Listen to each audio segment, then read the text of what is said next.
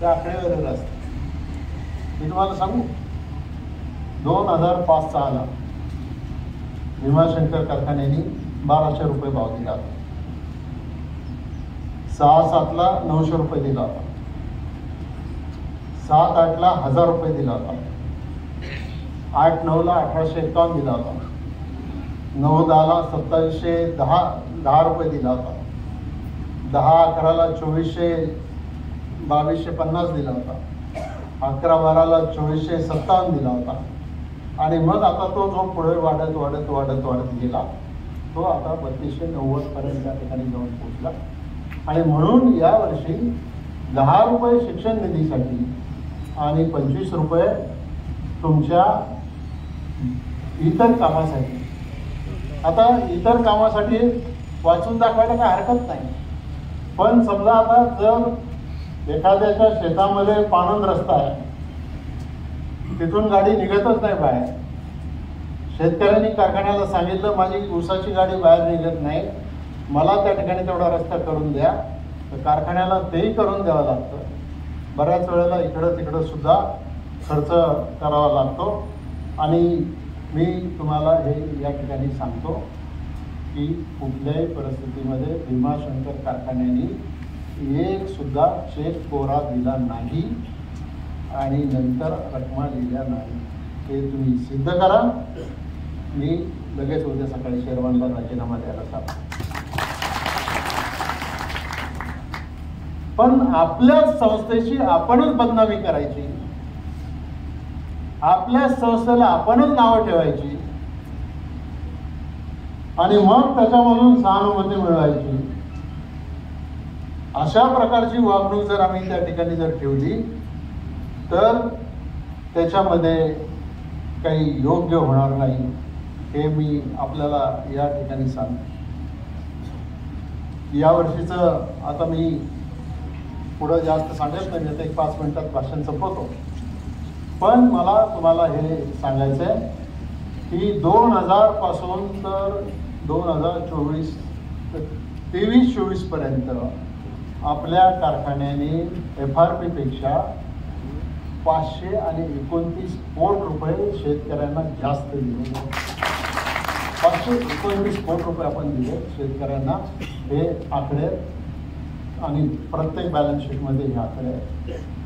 FRP पेक्षा जास्त दिलेला भाव, मी FRP याच्यात धरत नाही, FRP पेक्षा जास्त दिलेला हा जो भाव आहे तो भाव भविष्य काळात सुद्धा देण्याची आपली तयारी त्याच्यामध्ये आहे. परंतु मला तुम्हाला सगळ्यांना हेच सांगायचं आहे की थोडा आपण संस्थेचा सुद्धा विचार करा. संस्था टिकली पाहिजे, वाढली पाहिजे. आपण घरामध्ये सुद्धा बापूसाहेब पैसे आले ते सगळे खर्च करतो, काहीतरी ठेवतो, बँकेत ठेवतो, गुंतवणूक करतो, आमचं करतो, तमचं करतो, काही ना काही करतो. मग अशी अपेक्षा का? कारखान्याला आलेलं सगळं उत्पन्न तुम्ही वाटून रिकामं व्हा आणि मग त्याच्यामधून नाही झालं तर मग आमकं तमकं. बाबा तर हे केंद्र सरकारचं सर्क्युलर आहे, हे सर्क्युलरची कॉपी मी तुम्हाला देतो. FRP कशी ठरवायची हे याच्यामध्ये इंग्रजीमध्ये पण लिहिलेलं आहे आणि मराठीमध्ये पण साखर संघाने पाठवलेलं आहे. त्यामुळं उगाच संचालक मंडळाला दोष देण्याचं काम त्या ठिकाणी कोणी करू नये. आणि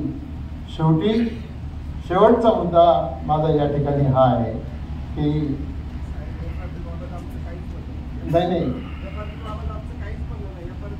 नाही ते मी व्हिडिओवर ऐकायला 3400 रुपये द्या म्हणून.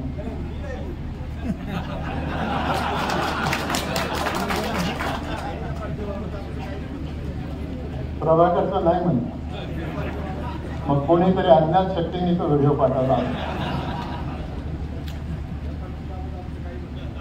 आणि पुढचं सांगतो, खर्च म्हणजे याचा खर्च, हा विकास निधीचा खर्च कसा झाला तर माझ्याकडे हा 2009 पासून तर 2015 पर्यंत, म्हणजे जो मला वाटतं किती आपण महाविकास निधी कापायला किती सारी सुरुवात केली.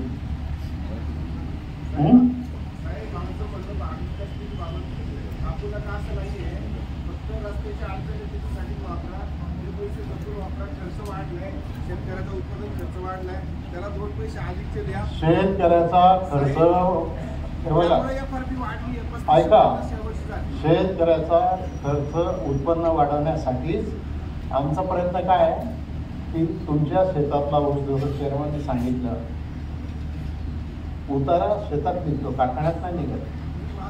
तर आमचं म्हणणं असं आहे की तुमचं 1 एकराचं टनेज 60 टनावरून 100 टनावर वेळेला जाईल, त्यावेळेला तुम्हाला इतका बारीक विचार करायची वेळ कधी मिळणार नाही.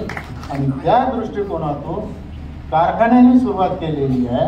आणि याची ही जी नवीन टेक्नॉलॉजी आहे, ही नवीन टेक्नॉलॉजीसुद्धा सगळ्या शेतकऱ्यांनी त्या ठिकाणी अडॉप्ट केली पाहिजे, हेच माझं म्हणणं आहे.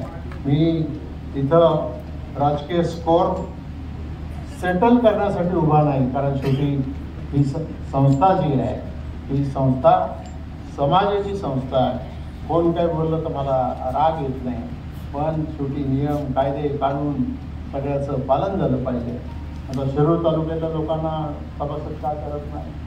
अरे बाबा, काही लोकांना सभासद केलं. कधी केलं? शिवाजीराव एवढा नवीन कारखाना आपला सुरू आपण करत होतो, त्यावेळेला भांडवल जमत नव्हतं. त्यावेळेला काही जुन्नरच्या शेतकऱ्यांनी आणि त्यावेळेला काही शिरूरच्या शेतकऱ्यांनी पैसे दिले आणि त्यांचं भागभांडवल त्यावेळेला कारखाना सुरू करताना त्यावेळेला हे भागभांडवल घेतलेलं आहे. आणि बाकीच्या कारखान्यांच्या संदर्भात सुद्धा आपण साखर आयुक्तांच्याकडे गेलो. काही कारखाने, मी नावं घेत नाही, काही कारखाने कोर्टात गेले. कोर्टात त्याचा आपल्या विरोधी निर्णय लागला. आपण त्याच्यामध्ये वरच्या कोर्टामध्ये प्रयत्न केला. शेवटी असं आहे की सभासद असणं काय नसणं काय.